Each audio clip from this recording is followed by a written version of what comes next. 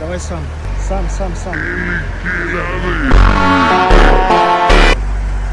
Куда ты? Не видно было. Хорошо идет. В норме. Все хорошо. Все нормально. Но есть нюанс. Надо все-таки сесть за руль и ехать самому, да? Часто такое видите, нет? А я ковбой просто. Жижечку как он проминает, да?